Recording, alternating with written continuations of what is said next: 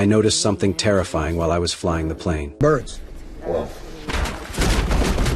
A sudden flock of birds hit us. Both engines caught fire and shut down at the same time. I couldn't see what was happening outside the cockpit. I only felt the thrust dropping fast. I hit the restart switch without hesitation. The engine stayed silent. The cabin lost power in the next second. Darkness swallowed every seat on the plane. I realized the problem right there. I started the auxiliary power unit. The cabin lights came back on. The crew began calming the passengers. They reminded everyone to stay strapped in. At first, everyone thought it was just light turbulence. No one knew I was fighting for this plane inside the cockpit. My first officer opened the quick checklist. I contacted the tower for help. I requested an emergency landing at the closest airport. The tower cleared every runway for us. They were ready at any moment to receive Flight 1549. But every second slipped away. Those few seconds on the radio cost us altitude. The plane dropped into low-level airspace. My experience told me there was no way to turn back. Our only chance was a forced landing on the river. Then Flight 1549 disappeared from the radar screen. The ground crew fell into despair, because the survival rate of a water landing is almost zero. But my face showed no trace of panic. 42 years of flying held me steady. Behind me were 155 lives. Some people wrote their final words. Some said quiet goodbyes to the ones they loved. The crew repeated the brace command again and again. They stayed loyal to their duty at the edge of life and death. The plane dropped to less than 50 meters above the water. I set the final landing angle. I held on to the last bit of control. The plane touched down smoothly on the Hudson River. That moment felt like a miracle. Passengers lifted their heads and looked around. Shock covered every face after surviving the impact. But the danger didn't stop. Cold river water rushed into the cabin. I told everyone to unbuckle. I told them to put on their life vests. I opened the emergency exit door. Passengers evacuated in order. They stood on the wings waiting for rescue. The water rescue teams arrived quickly. I protected 155 families. It became the first successful water landing in U.S. history. The media called me a hero, but not everyone agreed. The National Transportation Safety Board called me in. I thought it was just a simple procedure. It turned into something that felt like a quiet trial.